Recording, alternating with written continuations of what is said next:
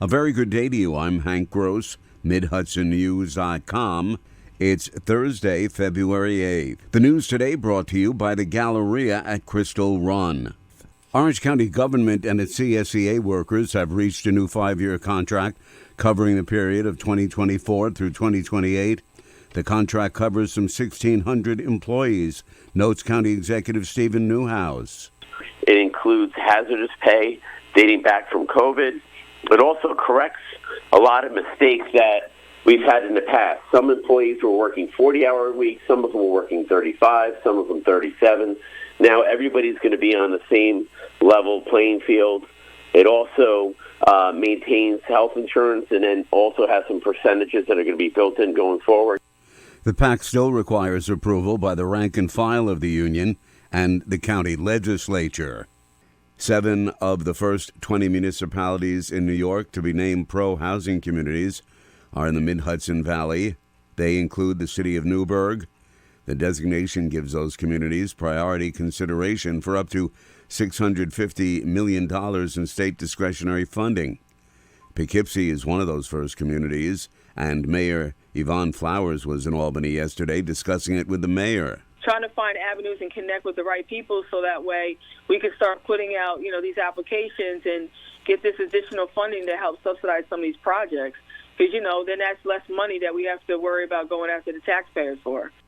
Among the other cities certified in the program are Kingston, New Rochelle, and White Plains. The city of Poughkeepsie has been awarded a state grant of over $765,000 to address flooding and promote public access along the edges of the Fallkill Creek.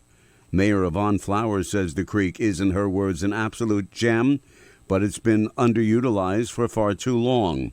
She says the funds will help improve and mitigate flood risk. We always had the fear of it flooding again. Because back in Storm Irene, half the Fifth Ward was flooded. So, of course, every so often I go in certain spots of the Fallkill, and I notice that the wall is starting to crumble in certain areas.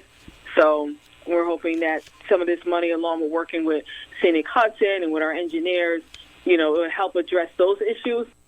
The grant will also be used to improve biodiversity and waterway health and increase public space along the creek. More news right after this. Find over 100 retailers allowing you to spend hours shopping safely at the Galleria at Crystal Run. Enjoy the big brands and the diverse selection of family-owned stores all in one location.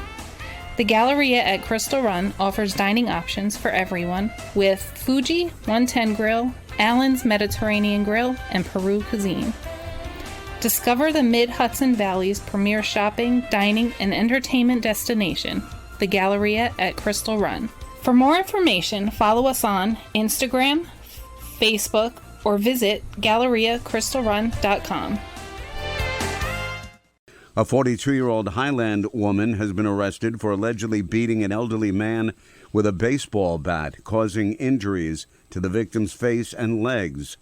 Lloydtown Police charged Genesis Spatola with assault, criminal mischief, and criminal possession of a weapon, all as felonies in connection with the incident.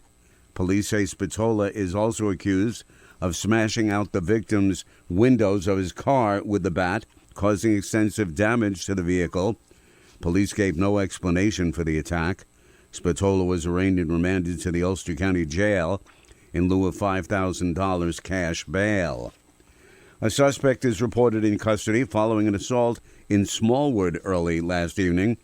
First responders at the scene said a victim was stabbed on Brittman Road in Smallwood at around 6 p.m. The wounded person was rushed to the hospital for treatment, and authorities said a person was in custody in connection with the incident.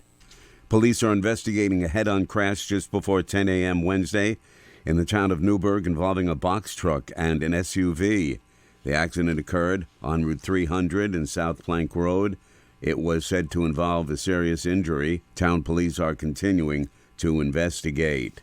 First responders from Orange County's technical rescue team were called out Wednesday late afternoon after a paraglider got stuck in a tree.